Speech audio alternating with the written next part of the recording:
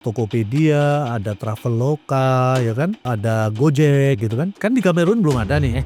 Oh ya, saya kalau di Kamerun itu juga selalu membanggakan anak muda Indonesia. Dan konon para tukang kayu Indonesia ini dianggap punya keahlian yang luar biasa. Dari mulai motong kayunya, kemudian memotong kayu dari pohon besarnya, kemudian memproses kayu menjadi lapisan-lapisan kayunya, atau juga membuat furniture.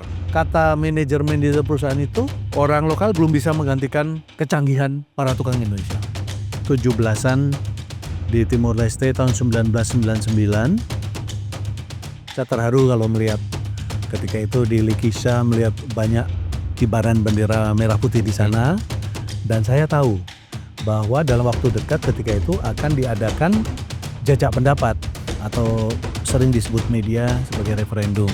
Itu saya lihat di foto-foto yang dulu awal tahun 60-an sudah terjadi transaksi yang intensif antara pemimpin-pemimpin Kamerun dengan pemimpin-pemimpin China.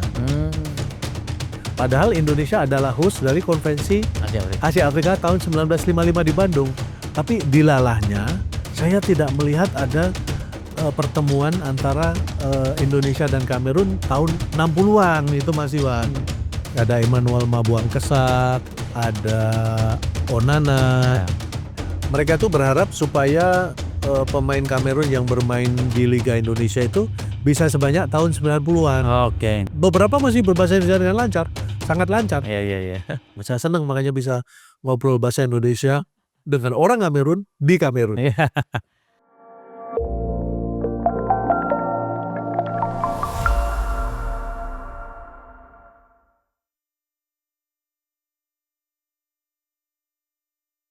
Oase menghadirkan para narator yang memiliki pengalaman di bidang edukasi, literasi, dan juga kepemimpinan. Dengan satu visi, berkontribusi pada masa depan Indonesia yang lebih baik. Semoga menginspirasi.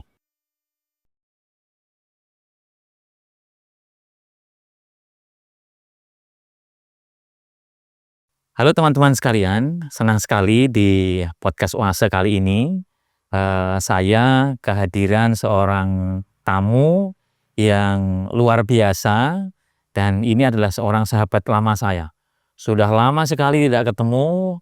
Beliau berkarir di Kementerian Luar Negeri dengan berbagai macam posisi, dan sekarang saya bisa menemui beliau, ngajak ngobrol beliau di satu rumah yang mungkin bagi beliau sangat bersejarah.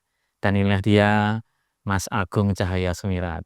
Terima kasih Mas Iwan. Gimana kabarnya? Baik-baik ya? Wah, kabar baik, dan senang banget bisa ketemu Mas Iwan setelah puluhan tahun kita menempuh jalan masing-masing. Alhamdulillah hari ini bisa ketemu lagi. Jadi Mas Agung ini sekarang posisinya adalah sebagai seorang duta besar Republik Indonesia, luar biasa dan berkuasa penuh di Kamerun dengan 5 negara akreditasi lainnya. Nanti saya ingin ngajak ngobrol soal Kamerun di sesi-sesi belakang gitu ya. Tetapi saya ingin mewalahi Mas Agung dari satu pertanyaan yang selalu saya tanyakan ketika saya bertemu dengan tamu di podcast saya ini. Apa dan siapa mungkin yang menginspirasi Mas Agung sehingga memilih jalan sebagai seorang diplomat? Oke, wah ini selalu menyenangkan ya kita melihat ke belakang, merefleksi pengalaman-pengalaman yang sudah lalu Mas Iwan. Oke, dengan senang hati saya akan berbagi.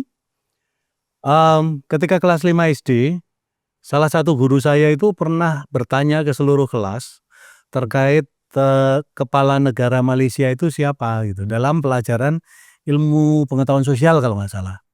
Lalu nggak ada yang tahu, lalu diberikan PR untuk mencari tahu itu. Ya karena waktu itu kebetulan Bapak Ibu saya berlangganan Kedaulatan Rakyat. Ya kan belum ada internet, belum ada Google, apalagi HP, apalagi nggak ada sama sekali. Ya akhirnya membukalah tumpukan Kedaulatan Rakyat lama itu tentang Malaysia. Hanya ketemu Tun Sri Lanang waktu itu. Sehingga hari berikutnya saya jawab itu Tun Sri Lanang. Dilalahnya guru saya itu juga waktu SD menanyakan beberapa nama pemimpin negara atau pemimpin pemerintahan negara lain.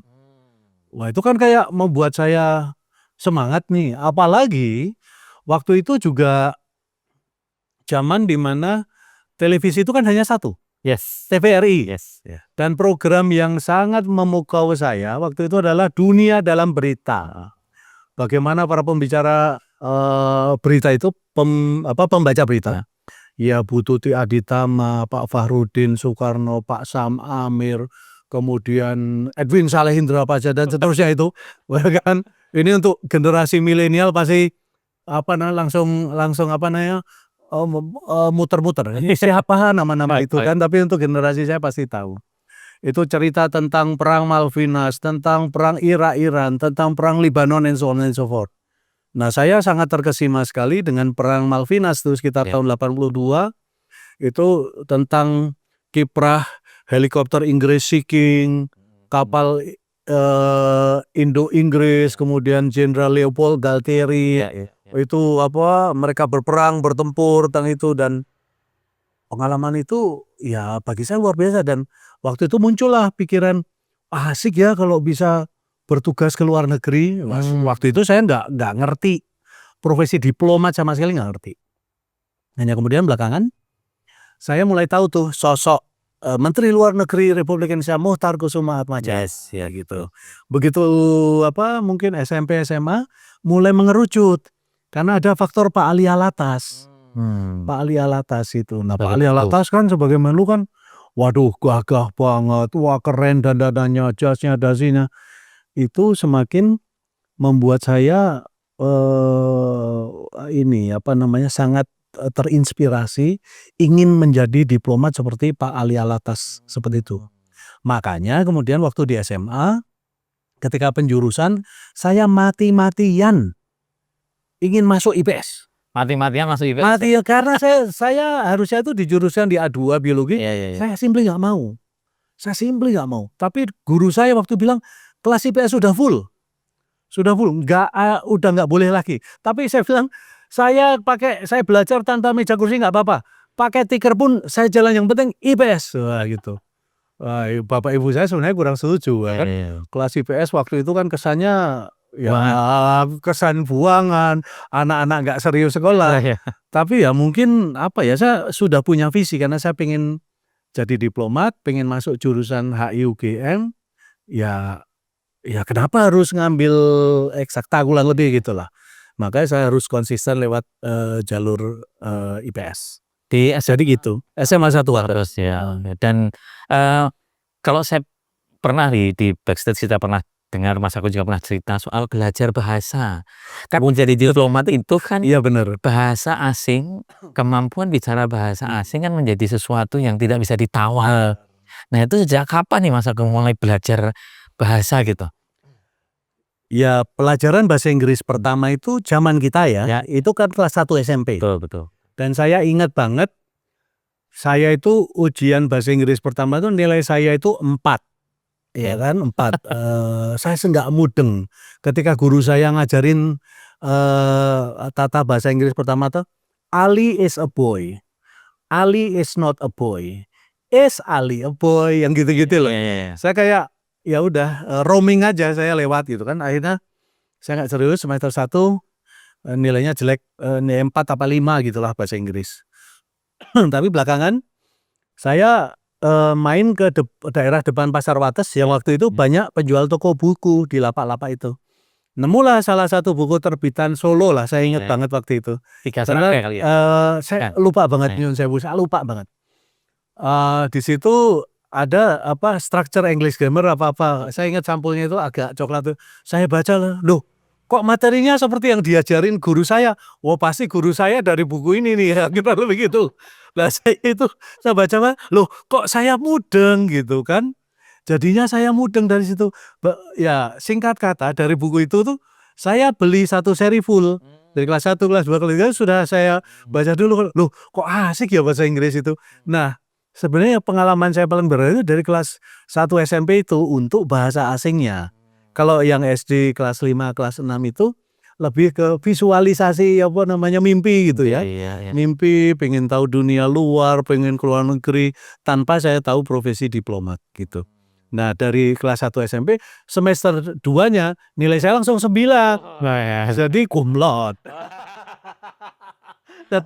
Karena itu gara-gara beli buku Di di depan pasar Wates itu ada buku lapak. Kelas 2 SMP, kelas 3 SMP, wah saya was-was lah kalau itu. Nah, kemudian waktu kelas 1 SMA, saya kursus bahasa Inggris. Saya ingat dulu di Jogja itu ada lembaga namanya Britannia English Institute. Ya kursus di situ, waktu masuk kelas 2 SMA, di Wates ini kebetulan ada beberapa dokter hewan dari Kanada. Yang mereka bekerja di namanya BPPH, Wates Kulon Progo, nggak jauh dari rumah saya ini. Yang mereka bekerja di Indonesia atas pendanaan dari Canadian International Development Agency, SIDA. Ya. Nah, satu saat karena saya pengen improve myself, saya memberanikan diri datang tuh ke rumahnya. Siang hari saya ketok, kurang lebih saya ngomong gini, "Sir, halo, apa boleh saya belajar bahasa Inggris dengan Anda supaya bahasa Inggris saya makin bagus?" Nah, mereka orang-orang baik kebetulan. Ya udah datang aja tiap hari Kamis malam gitu. Ya udah, saya dengan adik saya namanya Dewi, sama teman saya namanya Heri Sumardianto. Ini anak-anak IPS nih, saya kelas 2 saya dan Heri itu sama-sama di IPS. Belajarlah bahasa Inggris di sana. Ya dari situ bahasa Inggris itu kemudian makin lancar gitu Mas Iwan. Jadi ya istilahnya tukul arwana itu udah terjadi kristalisasi ide. Wah, idenya itu semakin mengerucut gitu. Iya. Wah, ini kayaknya asik lah jadi diplomat, kurang lebih gitu. Apalagi lewat dokter-dokter Kanada itu, saya sering diberi buku-buku tentang Kanada, tentang Vancouver, Calgary, Toronto, Montreal, Ottawa, Edmonton gitu-gitu kan. Yang kemudian belakangan hari dilalahnya saya juga ditugaskan di Konsulat Jenderal Indonesia di Vancouver. Saya pernah ke sana juga. Oke. Wah, itu kayaknya waduh, so much connection in there in my experience di situ. Oke, terus setelah SMA masuk ke UGM. UGM. Ya, UGM kan semakin mengerucut. Ya, dan Hanya memang karena saya itu waktu itu ya sebagai anak Wates Kulon Progo melihat Jogja itu kan, wah itu kan suatu kerajaan ilmu pengetahuan yang maha luar biasa tuh. Melihat Gajah Mada, lihat lembaga-lembaga pendidikan yang luar biasa di Jogja, luar biasa. Begitu saya keterima di UGM itu, makanya kan kayak merasakan kebebasan akademis yang luar biasa. Sampai kemudian ya kebebasan akademis dalam arti saya sempat ingat sekali tuh karena climate UGM waktu itu zamannya Sukademonstrasi, waktu rektornya Pak Kusnadi Harja Sumantri, ya kita sebagai mahasiswa baru sering ikut-ikutan kakak-kakak angkatan, ikut ikut ngeliat lah hebatnya para aktivis Jogja ketika itu kan semakin wah hebat sekali, mengagumkan dia seperti itu. Sampai kemudian ya saya di HUGM juga mengenal sosok-sosok dosen yang luar biasa kan, Profesor Amin Rais, Profesor Ikhlasul Aman, Profesor Muhtar Masud, Profesor Yahya Muhaimin, dan banyak dosen yang istimewa lah waktu itu yang semakin menginspirasi, dan juga lingkup pertemanan yang luar biasa. Punya banyak teman-teman pintar dari berbagai daerah di Indonesia itu luar biasa. Hanya saya akui Mas Iwan, karena saking cintanya saya dengan UGM dan Jogja, kuliah saya jadi 7 tahun. Makanya kemudian kan lalu ketemu Mas Iwan tuh, kita sama-sama ngajar bahasa Indonesia di Realia, mengajar orang-orang asing, duta besar, atas pertahanan, militer Australia. Setelah lulus berpindah ke langsung Kemlu?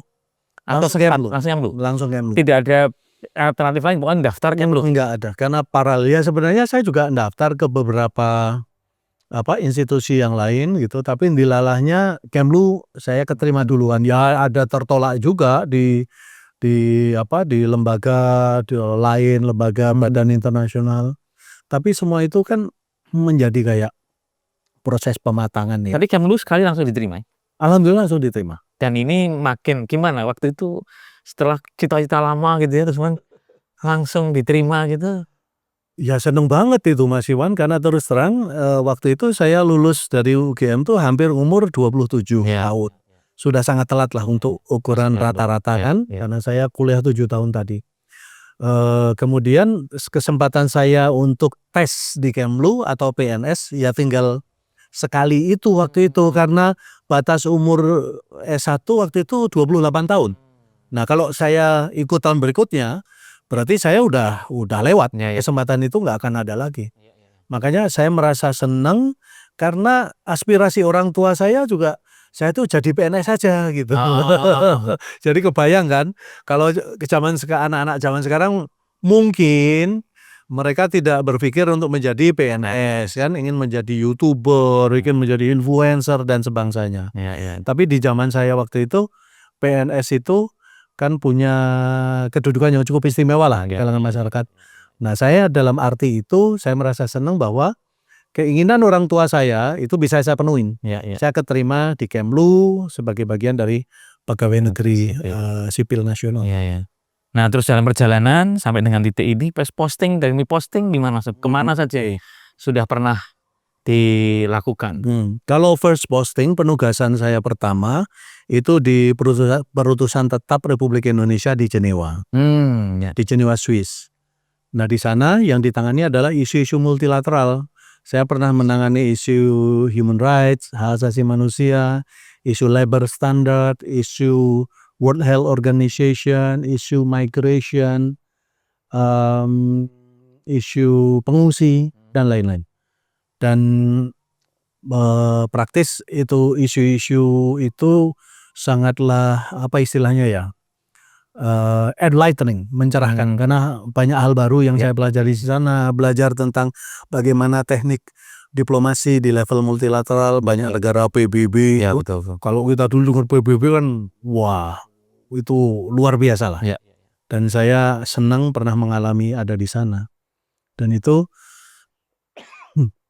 melalui pengalaman di PT RI Jenewa juga, saya kan jadi ada kesempatan networking juga dengan teman-teman dari berbagai kementerian, berbagai lembaga.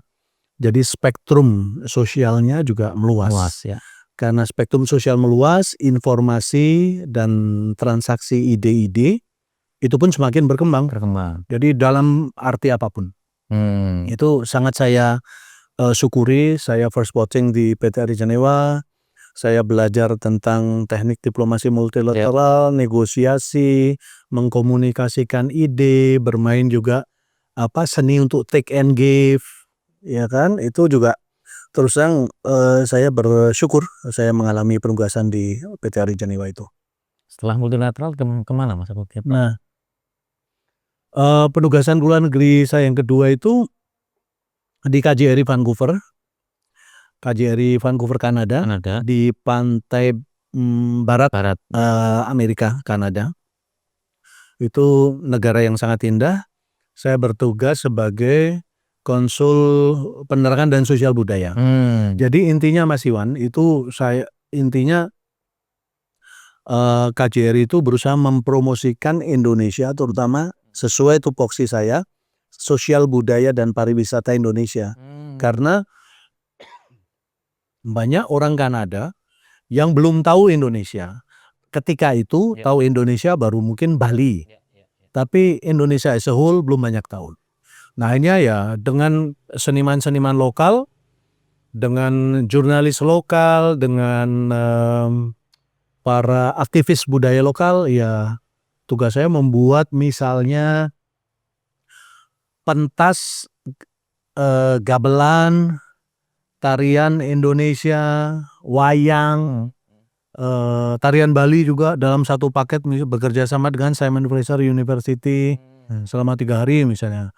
Mendatangkan dalang dari London, mendatangkan penari dari Toronto, dari Seattle, dari Tokyo, dari Thailand yang berbasis budaya Indonesia dalam satu paket. Itu menyenangkan sekali. Penugasan yang juga istimewa dan membuat pertama kalinya KJRI Vancouver berpartisipasi dalam Karnaval Canada Day tahun 2012 yang itu ratusan orang Indonesia turun ke jalan dengan kostum tradisional Indonesia.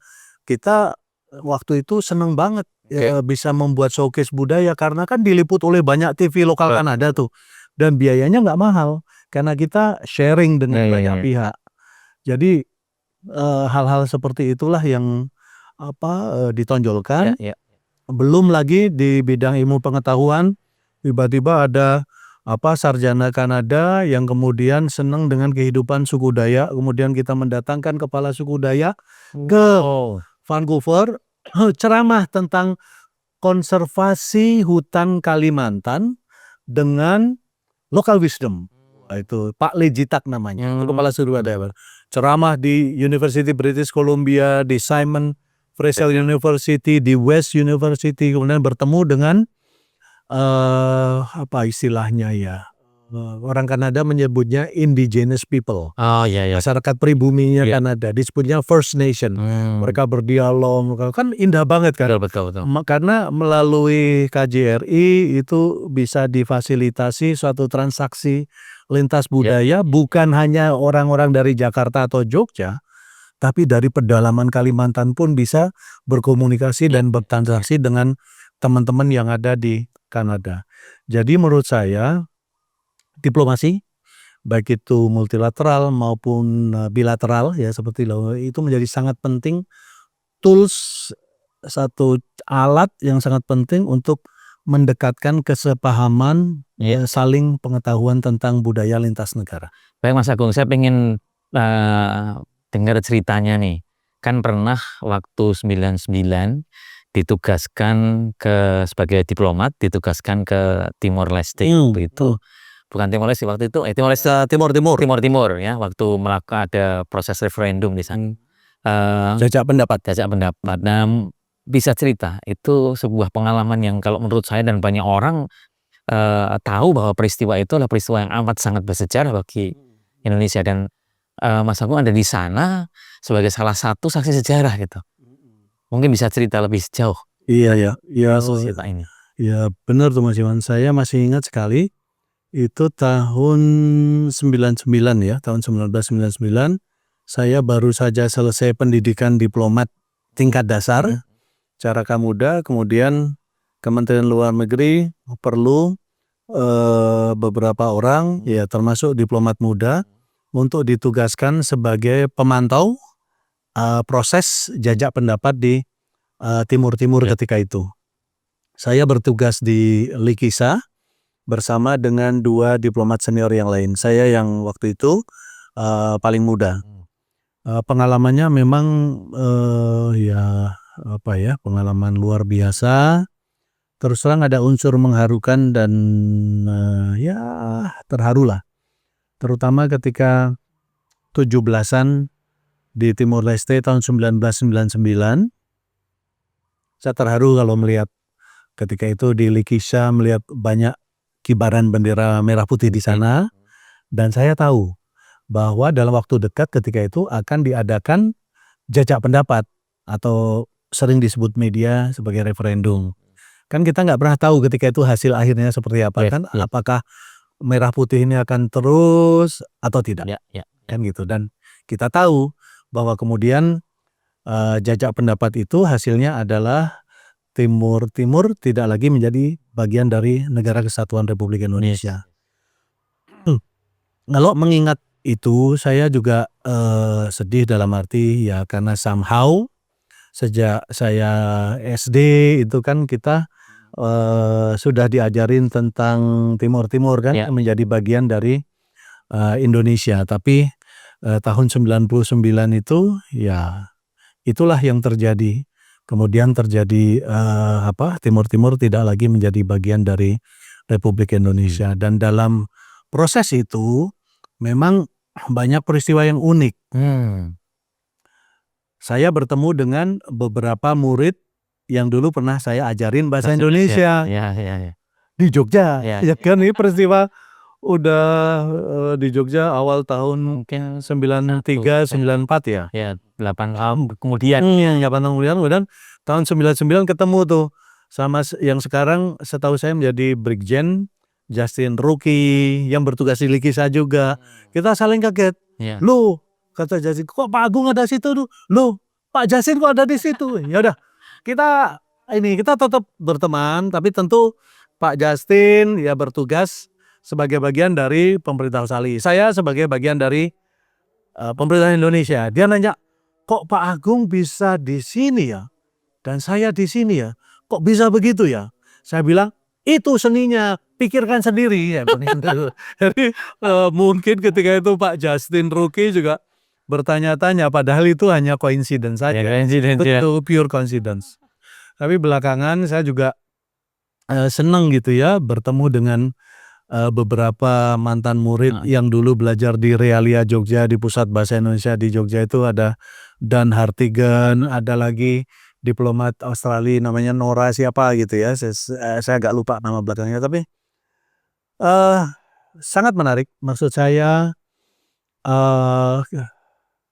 dunia itu kadang-kadang memang ini ya, kalau sudah networking itu bisa ketemu kadang-kadang by chance. Tapi mungkin kalau orang percaya bahwa tidak ada yang namanya by chance, karena semua sudah very much well designed by the grace of God, kurang lebihnya. Jadi hal itu yang juga sebenarnya istimewa terkait dengan penugasan di Timur Timur. Tapi memang saya juga tahu dalam proses pemilihan umum di Timur ketika itu di Lekisa, saya masih ingat rakyat setempat itu memprotes, kok kotak suaranya tidak dibuka kepada petugas UNAMED. PBB UNAMED-nya bilang tidak ada SOP-nya kotak suara harus dibuka. Sementara warga lokal sudah terbiasa dengan model pemilu yang kotak suaranya dibuka dulu, ya kurang lebih begitulah.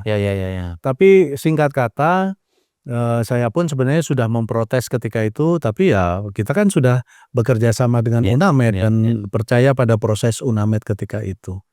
Jadi pengalaman di Timur Timur itu menjadi salah satu juga yang mewarnai pikiran saya. Dan setelah peristiwa pemilu di Timor Leste, saya pun juga ikut terlibat dalam Satgas Nasional untuk memulangkan pengungsi Timur Timur yang kemudian ke NTT. Ada di Atambua, ada di Soe, dan saya sekitar 3 bulan saya berada di sana. Itu juga cerita yang kocak, challenging. Karena kan bagaimana ya, artinya menanyakan pada para warga Timur Timur ketika itu mau ke Indonesia atau kembali ke Timur Timur, kemudian bagi yang ke Timur Timur kan kita pengen memberikan yang pelayanan terbaik tuh. Betul. Pelayanan terbaik tuh ingin memastikan bahwa seluruh harta bendanya itu dicatat dengan baik kan. Misalnya sendoknya jumlahnya berapa, garpunya, sepatunya, tasnya gitu, dicatat satu persatu. It takes so much time dan energi. Bekerja sama dengan UNHCR, dengan IOM, dengan dan berbagai kementerian di level pusat di Indonesia, dengan ini satu tim nasional gitu. Bekerja sama juga dengan Pemprov dan Pemda di Provinsi Nusa Tenggara Timur ketika itu. Banyak Mas yang pindah gitu, banyak. Cukup banyak, tapi in terms of number saya lupa ya. Tapi yang istimewa tiap hari itu saya naik truk TNI, kadang naik truk polisi untuk menjangkau kantong-kantong rumah-rumah warga Timur Timur yang ada di NTT waktu itu. Kadang ke pegunungan, kadang ke wah segala macam. Dan waktu itu infrastrukturnya sangat terbatas. Seperti sekarang. Betul sekali. Kemudian kita juga koordinasi dengan petugas IOM, dengan UNHCR. Kita tunjukkan bahwa pemerintah Indonesia sangat kooperatif. Kita ingin membantu bekerja sama dengan mekanisme internasional termasuk PBB untuk membantu memulangkan para warga Timur Timur yang memang ingin kembali ke Timur Timur. Jadi challenging kan, karena ribuan orang didaftarin satu-satu, dan ketika proses mengangkut barang-barang pribadi ke truk-truk tentara dan polisi gitu itu banyak ceritanya. Kambing lepas dikejar-kejar, kucing lepas, babi lepas. Waduh, itu harus dikejar dulu sebelum dikejar dulu. Harus dipastikan barang-barang itu masuk ke truk itu. Oke Mas Agung, dari perjalanan mulai awal karir, mungkin bahkan jauh sebelum berkarir di Kemlu, sampai dengan titik sebelum menjadi duta besar gitu ya. Tadi kan banyak ya multilateral, bagaimana dinamika berinteraksi dengan diplomat lain dari negara lain, kemudian bilateral di Vancouver, mungkin ada penugasan-penugasan lain, dan juga tadi di Timor Leste. Ini apa sebetulnya yang paling penting harus dimiliki oleh seorang diplomat itu, skills apa sehingga menjadi kunci sukses bagi seorang diplomat untuk bisa mencapai satu karir tertinggi? Kalau saya tidak salah, correct me if I'm wrong, diplomat itu kan cita-citanya jadi dubes kan. Benar. Ini apa sebetulnya untuk mencapai posisi yang dicita-citakan itu, kemampuan, skills apa yang harus dimiliki? Iya. Oke, kalau dari pengalaman saya ya, Mas Iwan, ini saya benar-benar sharing pengalaman saya sendiri ya, bagaimana saya memahami proses yang saya lalui, dan sementara di Kemenlu RI sendiri banyak diplomat-diplomat yang jauh lebih canggih, lebih hebat dari saya gitu ya. Tapi kalau saya rasakan ya, yang menurut saya salah satu kunci terpenting memang semangat tidak pernah lelah untuk belajar. Dalam arti luas loh. Bukan, maksud saya belajar tuh bukan hanya baca buku. Tidak, itu kan arti yang sempit. Tapi kita ketemu orang, kita terlibat dalam conversation yang meaningful, kita belajar dari orang lain, bagaimana sih orang lain memandang satu masalah, bagaimana orang lain berpikir tentang strategi penyelesaian masalah, bagaimana orang lain kemudian mencari jalan untuk kompromi, kadang-kadang juga bagaimana cara orang lain untuk menggertak pihak lawan, kemudian menawarkan konsesi. Seperti itu saya kira sangat penting. Dan belajar dalam arti memperluas lingkup sosial, relasi sosial, jejaring sosial, itu menurut saya menjadi sangat penting. Yang saya ceritakan tadi Mas Iwan, itu kan dulu saya pikir jadi diplomat itu hanya nangani urusan luar negeri doang. Saya tidak harus ke daerah-daerah untuk nangani berbagai hal yang terjadi di daerah kita kan. Tapi dari ketika itu Timur kasus itu kan juga ada kaitannya juga di daerah kita sendiri. Nah, waktu saya di Malaysia itu juga kan harus koordinasi dengan misalnya urusan penanganan kasus pekerja migran kita yang kebetulan terkendala karena masalah, itu kan harus koordinasi dengan Pemprov, Pemda asal dari PMI tersebut. Ini kan juga belum lagi ketika kasus COVID yang luar biasa di Malaysia kan. Misalnya ada yang meninggal, bagaimana status jenazahnya, apakah most likely dimakamkan di Malaysia, tapi keluarga kan harus involve, misalnya gitu kan. Bagaimana melacak keluarga, itu kan juga melibatkan unsur-unsur elemen yang banyak di daerah. Nah, menurut saya itu soft skill yang saya terus terang kepada ponakan-ponakan saya, kepada anak saya juga saya tekankan untuk jangan hanya belajar di sekolah, tapi belajar itu dalam arti yang luas, untuk ngobrol dengan teman ya, bukan apa ya, tapi kalau zaman kita Mas Iwan, kita kan belum ada HP. Betul. Jadi kita itu kan belajar itu bisa dengan teman. Nah, kalau sekarang kan anak sekarang cenderungnya HP doang. Ya it's good. Anak-anak pasti pintar, tapi jangan lupa soft skill. Menurut saya untuk memperluas jejaring sosial itu menurut saya sangat penting. Begitu. Jadi semangat kunci, tidak boleh lelah belajar apapun itu dalam berbagai macam metode. Dan kemudian jejaring. Tidak pernah mengira kan, misalnya dulu tadi contoh Mas Agung pernah dia ngajar bahasa Indonesia dan kemudian ternyata ketemu lagi. Dan itu mungkin akan memperlancar proses negosiasi macam gitu Mas Agung. To some extent ya. Saya sering main ke tempatnya waktu itu Pak Justin Ruki, tempat ngumpulnya tentara Australia. Malah kaget tuh teman-temannya. Ini orang Indonesia main ke markasnya tentara Australia. Kita kan teman lama. Tentu kita ada misi yang berbeda antara Indonesia dan Australia ketika itu. Tapi kan tetap aja saya tetap kita teman. Kan?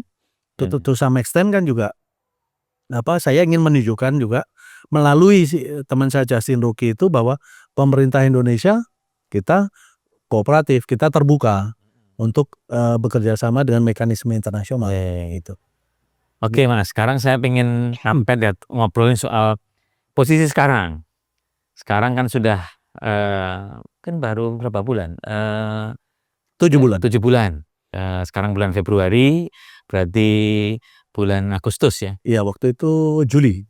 Awal Juli saat itu. 2025. Ya 7-8 bulan ya. Dilantik untuk menjadi duta besar luar biasa dan berkuasa penuh di Kamerun.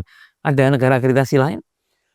Selain Kamerun, saya juga bertugas untuk menangani hubungan bilateral Indonesia dengan Chad, ya. dengan Republik Kongo, dengan Gabon, Republik Afrika Tengah, dan Equatorial Guinea. Ini 6 negara yang disebut secara umum sebagai bagian dari Afrika Tengah. Posisinya sendiri sebenarnya di bagian barat Afrika yang menghadap ke Lautan Atlantik. Yang seberangnya jauh itu Amerika Latin gitu. Tapi Afrika ini gede banget Mas Iwan. Kalau di peta mungkin kan nggak gitu terasa gede ya, tapi begitu udah di sana baru kita ngerasa gede banget. Afrika luar biasa. Oke. Saya ingin tahu nih, ditunjuk, dipilih jadi dubes dan pertama kali menjadi dubes di sebuah negara Afrika. Gimana kan? Atau mungkin sudah pernah ada sebuah riwayat yang membawa Mas Agung pada posisi sekarang jadi dubes. Mungkin pernah ada penugasan tertentu di negara Afrika Tengah atau di negara Afrika? Terus saya belum pernah ke Afrika sama sekali. Sama sekali saya belum pernah ke Afrika dan hanya tinggal Afrika satu-satunya benua yang kebetulan waktu itu belum saya kunjungi. Kok dilalahnya, ya kan? Tuhan berkehendak saya menjadi duta besar Indonesia yang pertama membuka perwakilan RI in residence di Yaoundé. Sebelumnya kepentingan Indonesia di Kamerun itu dirangkap oleh KBRI kita yang ada di Nigeria di Abuja. Nah, sejak bulan Desember 2023 sudah operasional buka KBRI Yaoundé. Nah, saya sebagai duta besar itu tiba pada awal Juli tahun 2025. Gitu. Jadi ini kita ingin menyampaikan message bahwa Indonesia ingin memperkuat hubungan bilateral dalam arti yang luas, ekonomi, budaya, pendidikan, capacity building, dan sosial budaya dengan Kamerun dan seluruh negara Afrika Tengah ini. Ini yang menurut saya paling penting Mas Iwan, kalau kita bercermin dari Konstitusi Republik Indonesia kan, kita ingin menjaga ketertiban dunia, intinya kita ingin memperkuat jejaring internasional dengan banyak negara, memperkuat kerjasama internasional untuk kepentingan warga kita. Dan jangan lupa, di Gabon dan Republik Kongo saja ada ribuan WNI kita di sana. Oh ya? This come to my surprise. Saya pikir di Afrika Tengah itu warga kita cuma sedikit kan? Yes. Tapi belakangan saya ya dari begitu di sana jadi tahu warga kita bekerja di perusahaan perkayuan, industri perkayuan. Kemudian ada lagi yang menjadi kru kapal penangkapan ikan. Itu semua ada di Gabon dan di Republik Kongo. Dan konon para tukang kayu Indonesia ini dianggap punya keahlian yang luar biasa. Dari mulai motong kayunya, kemudian memotong kayu dari pohon besarnya, kemudian memproses kayu menjadi lapisan-lapisan kayunya, atau juga membuat furniture. Itu tidak tergantikan. Orang kata manajer perusahaan itu, orang lokal belum bisa menggantikan kecanggihan para tukang Indonesia. Dan yang luar biasa lagi, ternyata ya mungkin inilah dampak dari globalisasi Mas Iwan. Orang dari Nganjuk, Madiun, Pacitan bisa bekerja di Afrika Tengah di Gabon. Orang dari Sidrap, Sulawesi Selatan tiba-tiba bisa bekerja di itu. Ya lewat WhatsApp, lewat pertemanan juga akhirnya. Nah, tentu Kedutaan Besar RI di Yaoundé kita juga ingin membantu memastikan bahwa para pekerja kita dalam keadaan yang baik di sana, ya. Dan kalaupun ada masalah, ya kami akan berusaha membantu semaksimal yang KBRI bisa lakukan. Kalau di Kamerun banyak juga? Di Kamerun nggak gitu banyak, ada sekitar 40 orang termasuk yang dari KBRI. Nah, Oke. orang Indonesia di sana itu yang ada belasan, yang belasan itu ada di Kamerun, itu para frater-frater muda Indonesia. Ya. Kamerun kan mayoritas Katolik, dan di sana ada sekolah bahasa Prancis juga untuk para frater-frater, dan mereka belajar pelayanan di sana. Oke. Dan ini ya, jadi bukan hanya KBRI yang ingin memperkuat kerjasama itu, tapi civil society kita, kalangan gereja Katolik pun juga ternyata sudah ada hubungan yang intensif. Selain warga kita yang bekerja di berbagai perkebunan dan sektor perikanan atau perkapalan di Gabon. Minyak gas itu ada? Minyak gas ada. Kita sedang mengusahakan supaya investasi Indonesia juga bisa masuk ke sana, karena kita kan energi kan menjadi kebutuhan masa depan kan, dan Indonesia sendiri perlu menemukan sumber-sumber energi baru untuk kecukupan energi kita ke depan. Iya.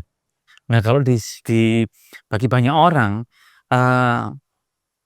Kamerun itu bagi saya ingat kebanyakan Sepak bola. Iya. Ada Samuel Eto'o, ada siapa lagi? Roger Milla. Dan itu fenomenal gitu ya. Benar. Ini gimana Mas Agung? Saya pengen tahu lebih dalam setelah 7 bulan di sana ngelihat Kamerun itu seperti apa? Benar. Kalau saya melihat ya, final Liga Kamerunnya, terus terangnya saya melihat sebenarnya ya belum selevel dengan Liga Eropa, Liga Inggris, Liga Prancis, Liga Italia, itu belum. To some extent malah saya berpikir juga kalau liganya kayaknya masih more or less ya kayak liga kita juga. 11-12 lah. Istilahnya begitu. Tapi memang para pesepak bola Kamerun yang punya talenta luar biasa itu jalannya relatif lempang karena ada hubungan sosial budaya yang erat dengan Prancis. Prancis kan pernah menjajah Kamerun. Jadi misalnya Eto'o itu umumnya pemain-pemain Kamerun yang kelas dunia itu mengawali karir di klub-klub Prancis dulu. Di situ kemudian dikenal. Kemudian begitu dikenal ya ke sana lah, ke Inggris, ya Italia, Spanyol, and so on and so forth. Kurang lebih ceritanya seperti itu. Saya juga udah ketemu Roger Milla, kemudian bicara video call dengan Samuel Eto'o dan mengumpulkan orang-orang Kamerun pemain yang bermain di Liga Nasional Indonesia tahun 90-an. Itu luar biasa pengalamannya. Ada Emmanuel Mabuang Kesak, ada Onana, ada siapa lagi? Banyak, 20-an orang. Intinya mereka tuh berharap supaya pemain Kamerun yang bermain di Liga Indonesia itu bisa sebanyak tahun 90-an. Nah, saya sudah menyampaikan komunikasi ke PSSI. Ya nanti sambil kita lihatlah bagaimana ceritanya ini supaya pemain Kamerun mungkin harganya tidak semahal pemain Eropa, mungkin harganya lebih kompetitif. Kalau dimungkinkan bisa lebih banyak bermain di Liga Indonesia, semoga ini akan turut memperkuat warna dari kedekatan dan kerjasama Indonesia dan Kamerun. Begitu Mas Iwan. Jadi menyenangkan. Intinya para pemain itu, ex-pemain itu, mereka ya tentu kondisinya udah lebih senior sekarang di Kamerun.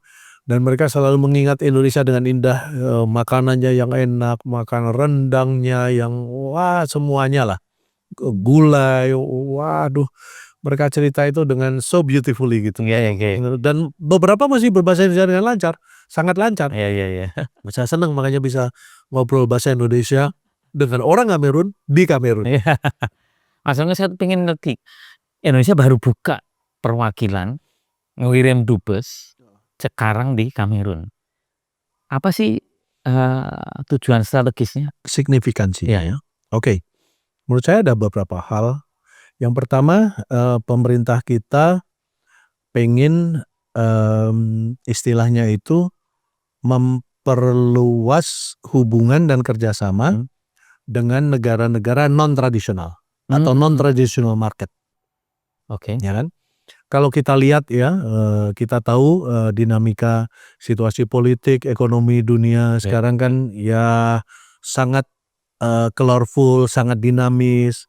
Ada berbagai kebijakan Trump yang tidak mudah ya, dampaknya terhadap perdagangan internasional. Nah ini gimana nih kalau dunia kita seperti ini? Apakah kemudian kita akan jalan dengan strategi yang sama atau kita mencoba strategi yang berbeda? Nah saya memahaminya pemerintah kita ingin mencoba strategi yang baru, memperluas, memperkuat kehadiran kita di negara-negara non-tradisional termasuk Kamerun yang kaya dengan sumber-sumber alam, ada minyak, ada emas, dan juga Kamerun juga banyak membutuhkan dukungan kita untuk pengembangan pertanian, perkebunan. Indonesia banyak mengimpor kakao, kapas, tapi mereka juga memerlukan keahlian kita di bidang pertanian padi, jagung, dan tanaman lainnya, singkong, and so on and so forth.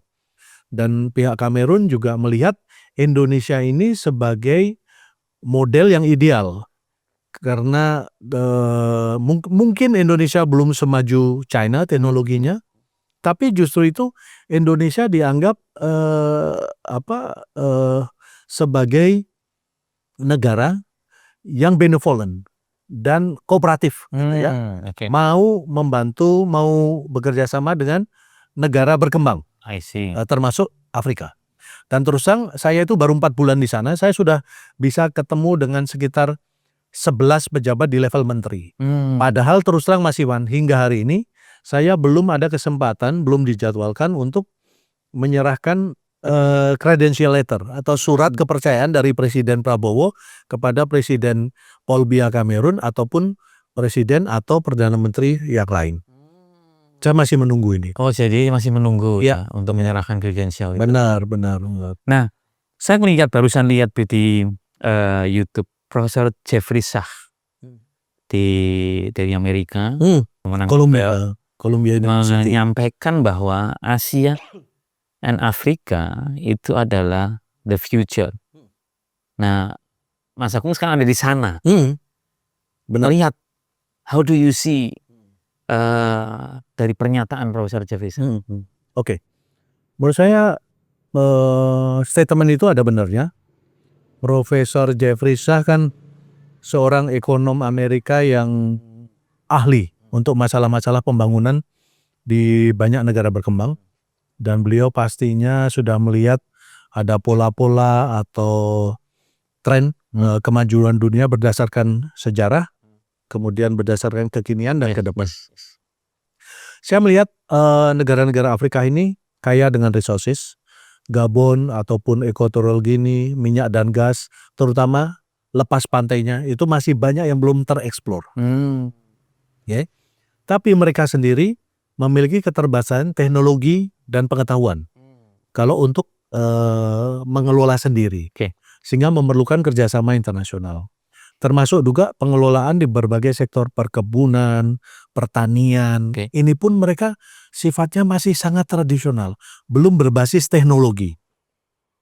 Misalnya kita ini kan misalnya singkong. Singkong ini kan bukan hanya kita rebus atau kita goreng lalu kita makan kan, tapi sudah diolah menjadi tepung, diolah lagi menjadi bahan makanan yang lain, yang banyak lah melalui proses teknologi kita. Nah ini mereka masih sangat bahkan salah satu menteri Kamerun itu pernah ngomong ke saya itu seneng lihat Jakarta, bahkan saya sering amati itu gerobak-gerobak dorong para pedagang itu sudah canggih. Misalnya memeras jeruk itu sudah bisa dengan alat yang simple tapi bisa langsung proses itu cepat. Di Kamerun belum ada. Ini yang ngomong level menteri loh. Dan saya dengar sendiri, saya juga agak menurut saya hal-hal yang bagi kita sudah biasa atau kita taken for granted, tapi bagi negara lain ternyata itu menjadi satu hal yang ingin dicontoh. Padahal sangat simpel. Ya, padahal sangat simpel bagi orang kita kan sangat simpel.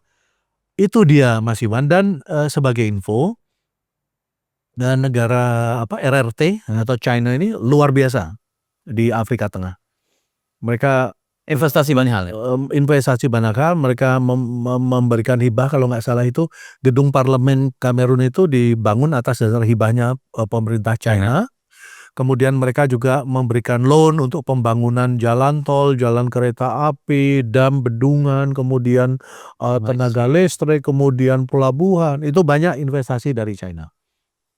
Dan saya lihat di Museum Nasional Kamerun, itu saya lihat di foto-foto yang dulu awal tahun 60-an sudah terjadi transaksi yang intensif antara pemimpin-pemimpin Kamerun dengan pemimpin-pemimpin China.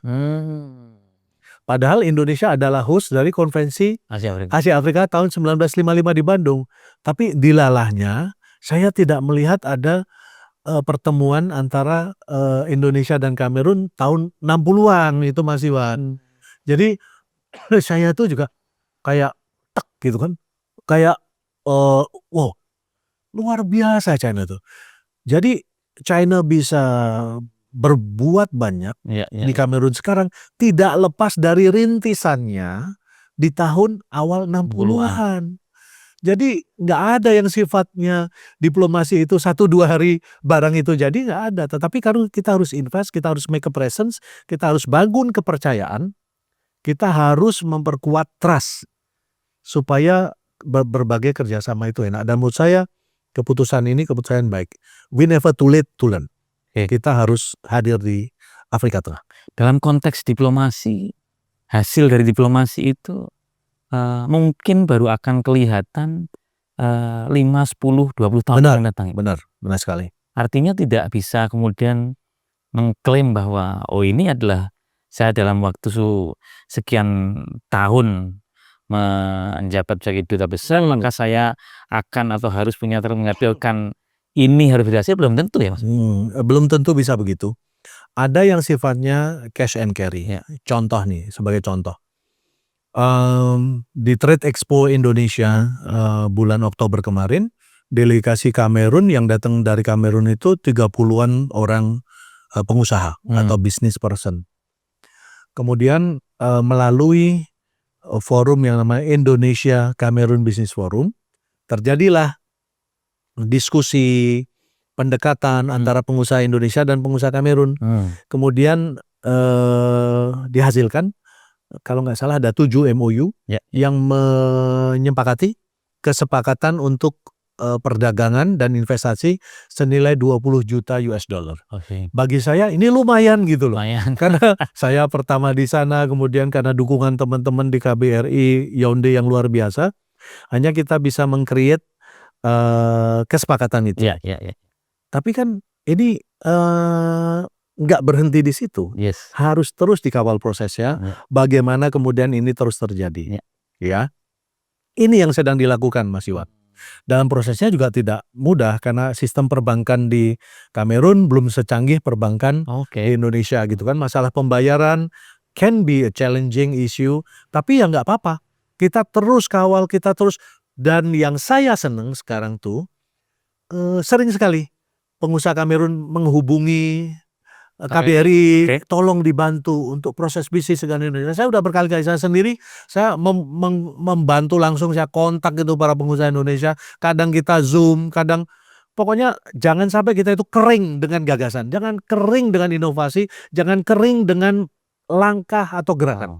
Terus moving. Nanti pasti akan masuk itu barang. Wah, gitulah terang lebih. Tapi jangan harap itu 1-2 hari selesai. Itu. Dan that is the one of the most part yang paling menarik. Kalau kita itu mengawali dari awal, kemudian ada proses yang nggak mudah, kemudian nanti bisa seal the deal. Dan FBI bahkan minggu lalu saya ketemu dengan satu pengusaha Kamerun yang tiba-tiba nongol di Jakarta juga. Itu juga luar biasa. Kok bisa tahu gitu? Karena dulu saya dengar dan saya nggak sempat ya udah ketemu Jakarta, ayo ngobrol lagi. Gitu-gitu Mas Iwan. Jadi saya ingin menyampaikan pesan ke pihak Kamerun bahwa when I'm promoting business with Indonesia is good, I do mean it. Saya serius, saya sungguh-sungguh, saya mau bantu kalian untuk bisa bisnis dengan Indonesia. I see. Begitu. Oke, baik. Luar biasa. Jadi misi ekonomi lebih dikedepankan sekarang. Iya, saya kedepankan dan juga perlindungan WNI itu. Mas Iwan. Iya. Saya sering teleponan dengan warga kita. Kemarin juga kami dibantu oleh Kemlu. Nah, Kemlu dalam hal ini Direktorat Afrika untuk istilahnya apa namanya, kita buat dengan forum ketenagakerjaan Indonesia dan Afrika Tengah gitulah. Dialog tuh dengan stakeholder kita Direktorat, thanks to Direktorat Afrika Tengah, thanks to Direktorat Afrika Kemlu, kita menyalakan dialog, diskusi antara bukan hanya Kemlu, tapi dengan KP2MI, kemudian dengan Kementerian Ketenagakerjaan, Imigrasi, kemudian apalagi itu dari Pemda, Pemprov di Sulawesi Selatan, Jawa Timur, semua stakeholder kita kumpulkan. Kemudian saya jelaskan tentang situasi WNI kita di Afrika Tengah. Kemudian saya juga mendapatkan feedback dan yang istimewa juga mengundang perusahaan-perusahaan yang mempekerjakan orang-orang Indonesia di Afrika Tengah. Ini bagus. Ini Mas Iwan untuk proses trust building dan kita transparansi. Karena kita harus tunjukkan bahwa kita itu semua cara langkah itu harus kita yakin, kita lakukan, kita tempuh untuk sekali lagi pelindungan warga kita, supaya warga kita tidak keleleran. Ya, itu salah satu memang tujuan tugas dari perwakilan Indonesia, diplomasi adalah melindungi warga. Kan perwakilan Indonesia itu adalah menjadi pelindung, mengatasi masalah-masalah warga negara kita dimanapun kan. Panjenengan juga pernah di Malaysia. Betul. Yang itu luar biasa. Itu pasti jauh lebih kompleks kan. Benar. Pekerja migrannya dengan berbagai macam itu yang dinamika yang luar biasa. Di Malaysia berapa tahun Mas? 5 ya? Saya malah kalau nggak seingat saya 4 tahun 7 bulan, hampir 5 tahun. Memang ya itu saya juga nggak pernah tahu tiba-tiba bisa begitu lama. Disuruh bos saya untuk stay lebih lama ya. Kita biasanya berapa? Duta besar berapa lama? Duta besar tuh umumnya itu 3 tahun Mas Iwan, tapi memang kadang bisa lebih lama, kadang bisa lebih pendek. Itu semua kita ikut arahan pimpinan kita yang di Jakarta. Ya, jadi kita harus pastikan bahwa gerakan kegiatan kita itu selalu align dengan upaya prioritas nasional kita. Oh ya, saya kalau di Kamerun itu juga selalu membanggakan anak muda Indonesia. Oke. Saya kan sering bawa HP itu. Ya. Di HP saya itu kan ada Tokopedia, ada Traveloka, ya kan, ada Gojek gitu kan. Saya cerita saja. Nah, kan di Kamerun belum ada nih. Saya cerita, saya itu sering bantu istri saya belanja.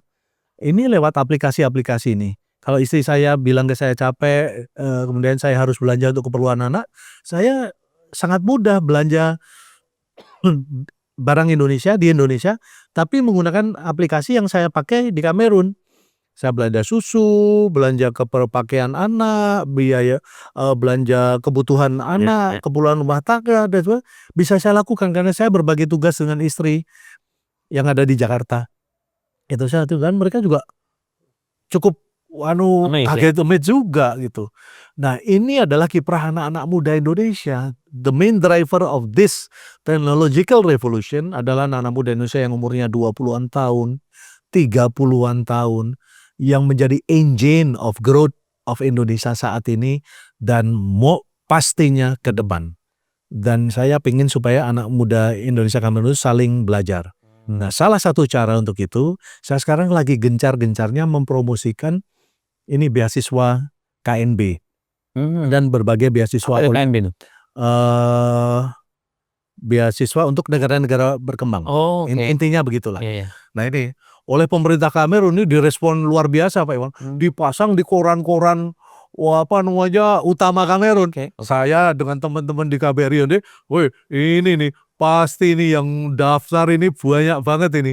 Kita harus siap ini. Tapi ya apapun itu kita tetap senang. Artinya antusiasme dulu gitu. Karena dari situ kan, nah ini kan promosi Indonesia. Yes. Promosi Indonesia yang bagus. Kita nggak usah bayar, kita hanya notifikasi, menginfokan aja. Tapi mereka mau follow up. Artinya peluang di Indonesia itu ditangkap dengan bagus di Kamerun. Ini saya senang. Ya. Sebagai duta besar saya senang. Ya. Gitu Mas Iwan. Wow. Jadi hal kelihatannya ini pun kalau kita seriusin, wah itu jadi itu barang. Oke. Gitu. Baik Mas Agung, saya mau masuk ke segmen terakhir nih. Nggak terasa sudah hampir 60 menit kita ngobrol. Ya.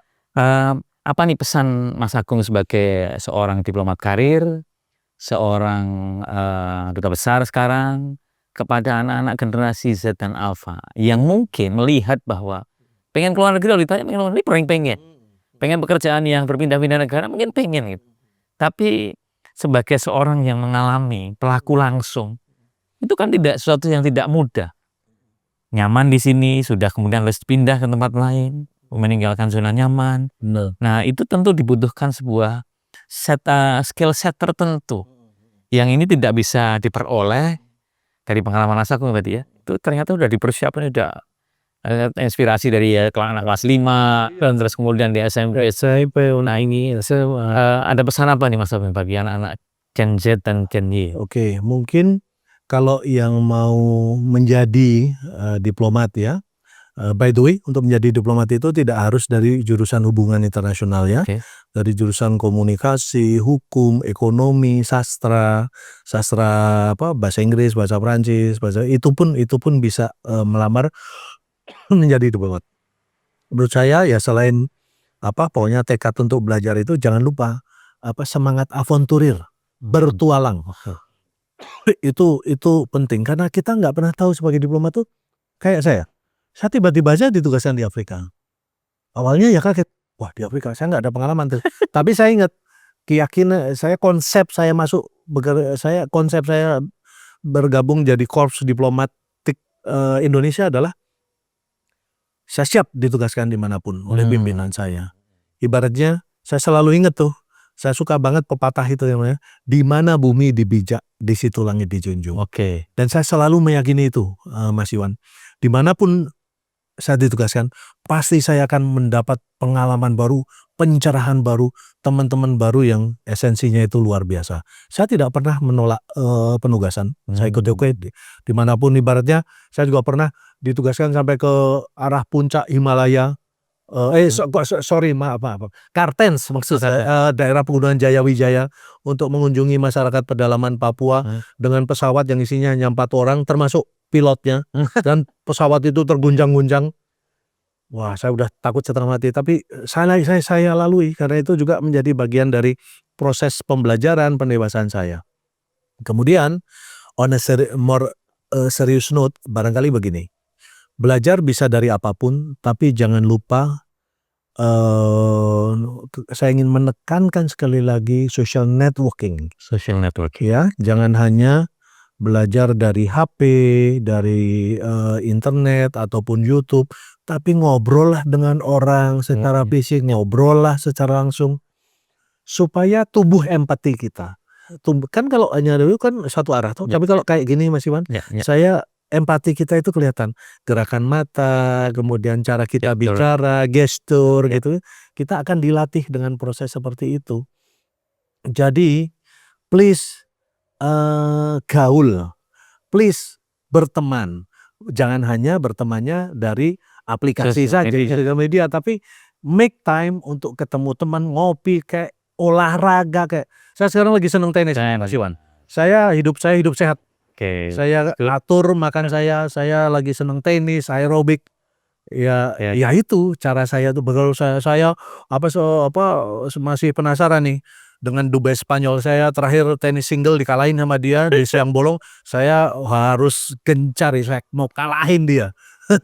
It's part of social networking. As part of social networking itu lagi pertemanan. Pertemanan itu menurut saya penting sekali, dan pasti lewat pertemanan itu ada manfaat yang luar biasa. Andai itu disadari. Menurut saya itu yang meskipun pertemanan itu berfungsi berguna di banyak aspek, tapi sebagai seorang diplomat menjadi sesuatu kunci bagi keberhasilan Benar. misi yang dijalankan. Benar, dan mungkin ya tiba-tiba saya ingat ini. Jangan lupa juga menurut saya aspek spiritualitas, Mas Iwan. Agama, spiritual itu bisa membantu. Apapun agama Anda, apapun keyakinan Anda, jangan lupakan itu. Kan itu penguat mental kita. Ada saatnya juga saya down, saya jatuh, saya merasa tidak oke dalam hidup saya. My life is not too good. Tapi dengan pertemanan satu hal, kemudian dengan keyakinan saya di sisi lain, saya terus mencoba membangun komunikasi dengan yang di atas, dengan Tuhan. Ini semua akan, insya Allah akan membuat kita itu kuat, dan kita yakin bahwa kita akan on track lagi. Dan kita akan hidup terus. I see. So beautifully. Oke. Ya gitu Mas Iwan. That's good, Mas Agung. Terima kasih sekali untuk obrolan di hari ini, dan ini sangat langka karena susah banget nampenin waktunya. Mas Agung apalagi sekarang posisinya mau jadi besar gitu. Benar. Ini pas kebetulan ada di Wates, di Kulon Progo, dan kemudian waktunya pas dan kita bisa ketemu. Benar. Saya sangat berbahagia. Sukses selalu di Yaounde, dan semoga nanti Ketemu lagi. ketemu lagi. Mas. Ya, jadi supaya benar-benar kita semua nanti bisa sama-sama merasakan bahwa hubungan diplomatik ini bisa membawa kesejahteraan bagi semuanya. Insya Allah. Oke, terima kasih sekali Mas Agung. Semoga sukses dan sehat selalu di Yaounde. Dan teman-teman sekalian, inilah tadi obrolan saya dengan Agung Cahaya Sumilat, Duta Besar Republik Indonesia, dan luar biasa dan berkuasa penuh di Kamerun, dan juga 5 negara akreditasi yang tadi sudah disebutkan, saya tidak hafal negaranya. Dan semoga bermanfaat dan menginspirasi kita semua, khususnya bagi mereka-mereka yang ingin terus berkembang hidupnya dan ingin berkembang dan kemudian ingin menjelajah ke seluruh dunia ini. Terima kasih, sampai ketemu di episode selanjutnya.